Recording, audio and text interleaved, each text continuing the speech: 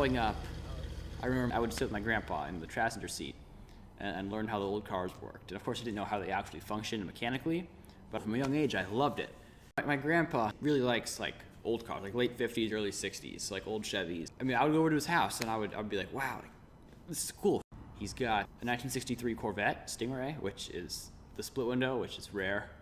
And that one's a manual, the other two are automatics. But his favorite car is his 56 Bel Airs. So he has two of them because one, of course, wasn't enough. So he has a turquoise and white hardtop and a black and white convertible. And he's actually told me that because of all the time I've spent with the turquoise one, he's going to give that to me in the future. So I'm really excited for that. But the experience really came when I could finally drive it, and it was a pretty sluggish vehicle. Nothing fast about it at all, but it was a smooth ride, and it was nice. I mean, I've always looked at cars, I've always loved cars, but to be able to finally be the guy that gets to drive it, it's just, this thing, wow, like, I feel like I've made it. Like, this is where I want to be. So from a young age, it was distilled within me that I just love cars. It's a passion.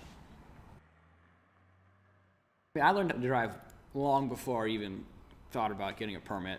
Whether it's we're going up the road to my house or my grandpa letting me drive one of his cars in a parking lot or something, but learning to drive wasn't a big shock for me because I had gradually learned over a while. What was tough was learning to drive stick. That was difficult for a little while because I learned on a 1980 or 1981 BMW, and that clutch was really tough, and it was just a tough car to drive. And so after so many failures, I mean, I stalled that car so many times, but after I finally started to get the hang of it, I've been fine on any other car now because that was one of the harder ones I've ever driven. So at this point, I have no problem driving any other manuals because I learned on something that was so tough.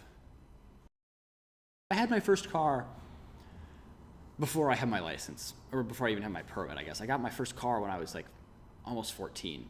My dad said, okay, like, you want a car when you're 16? I said, yeah. And he goes, okay, better get going. So he gave me my 1990 Mercedes with a 300E. I see everyone has all these cars. I'm like, oh, my grandpa has all these cars. My dad has all these cars. Like, I want one. Then I finally got one. It was rewarding.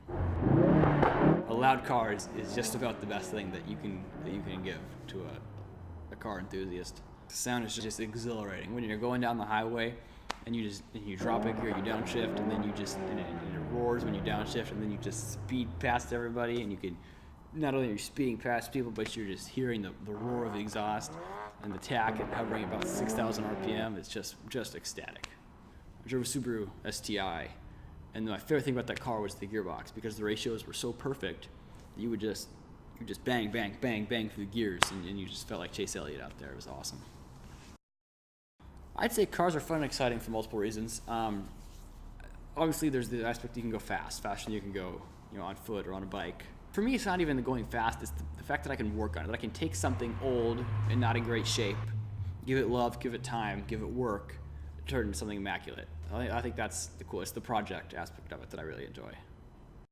You don't need to go out and buy something incredible, right away, because I think that's all you can do. No. It'd be more respectable to buy something that is not in great shape and work on it than to just go out, throw the money down, and have something to take home that's just flashy and cool and makes you a car guy now.